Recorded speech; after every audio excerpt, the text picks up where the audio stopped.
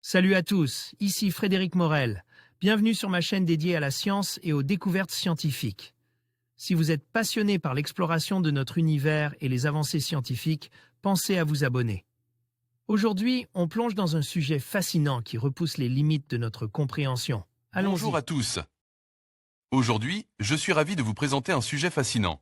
Les superbes photos de la Terre et de la Lune prises par la sonde sud-coréenne Danuri. Dans cette vidéo, nous allons explorer ces images époustouflantes qui témoignent des ambitions lunaires de la Corée du Sud. Je vous parlerai également des objectifs de cette mission et de ce que cela signifie pour l'avenir de l'exploration spatiale.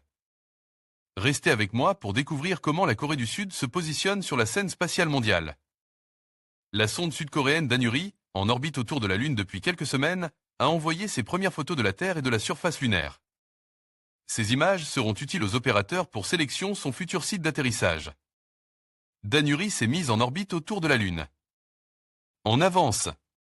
C'est au bout de nombreuses manœuvres légères et peu coûteuses en carburant que la sonde sud-coréenne s'est placée en orbite autour de la Lune à la fin décembre.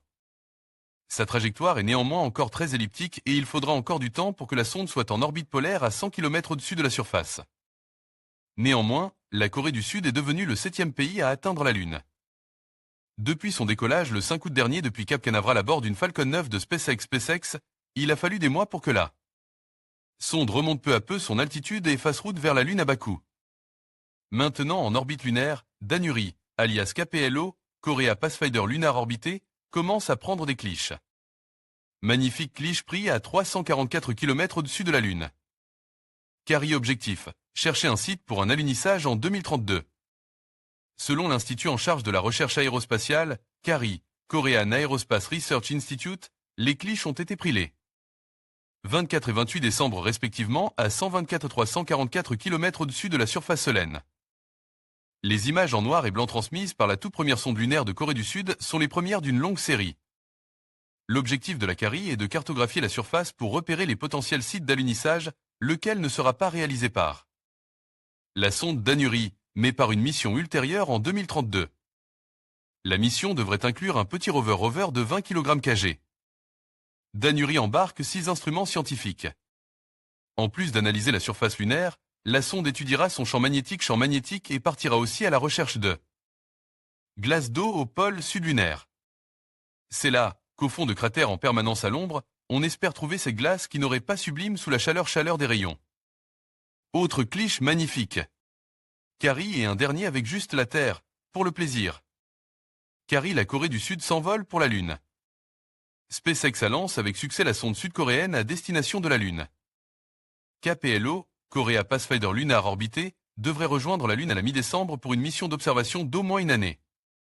Cette mission donne le coup d'envoi d'un ambitieux programme d'exploration robotique à destination de la Lune et des astéroïdes. Astéroïdes avec Mars en point de mire. Article de Rémi Decour, publié le 8 août 2022 la semaine dernière, la Corée du Sud est devenue le 7e pays au monde à lancer une sonde à destination de la Lune.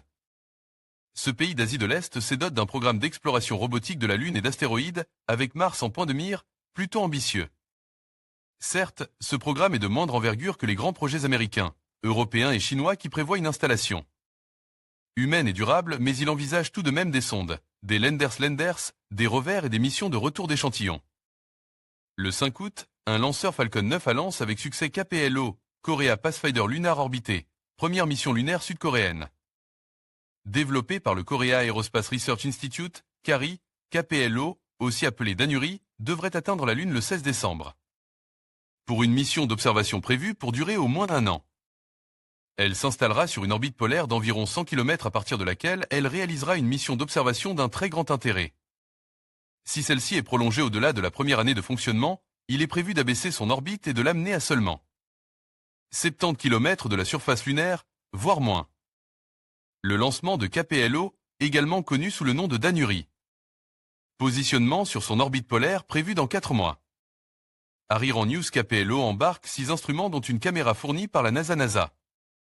Parmi les principaux objectifs de la sonde, on citera l'identification de sites d'atterrissage potentiels et la localisation de sources de glace d'eau dont on suppose qu'elle se trouve en grand nombre dans les régions les plus froides et sombres du pôle Sud. La sonde diffusera une chanson d'un célèbre groupe sud-coréen de K-pop. KPLO a aussi pour but de tester des communications spatiales en réseau tolérantes à l'environnement radiatif de l'espace. Selon le ministère sud-coréen des Sciences, cette expérience est une première mondiale. Elle doit aussi jeter les bases d'un Internet sans fil pour relier entre les satellites autour ou à proximité d'eux la Lune et les équipements d'exploration en activité sur le sol lunaire. Pour tester ce réseau Internet, la sonde diffusera la chanson Dynamite du groupe sud-coréen de K-pop BTS. En bref, la Corée du Sud montre ses ambitions lunaires. Article de Rémi Decour publié le 11 juillet 2013. Puissance spatiale. Depuis peu, la Corée du Sud dévoilait ses ambitions et annonce vouloir envoyer une sonde autour de la Lune. Un rover de surface est également au programme.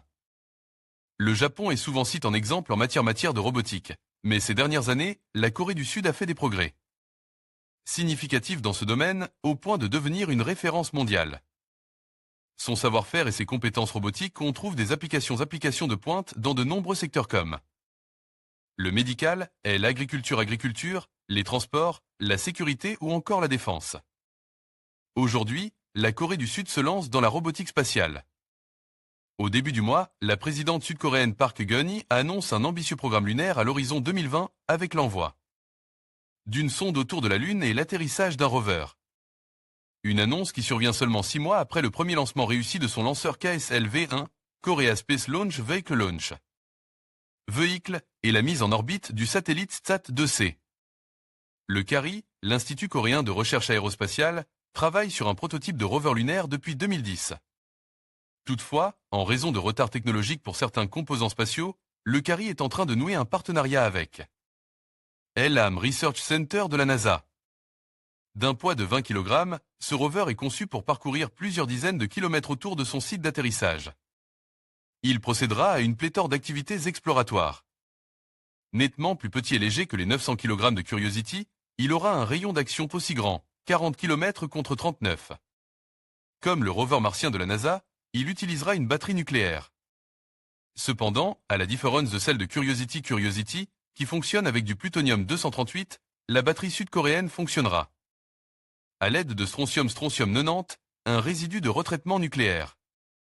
Enfin, si Curiosity est conçu pour une mission initiale de 2 ans sur Mars, les 500 grammes de strontium-90 du rover sud-coréen lui permettront de visiter la Lune pour un petit mois.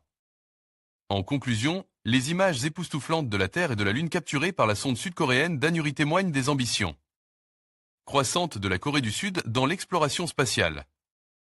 Ces photographies ne sont pas seulement un exploit technologique, mais aussi une source d'inspiration pour les futures missions lunaires.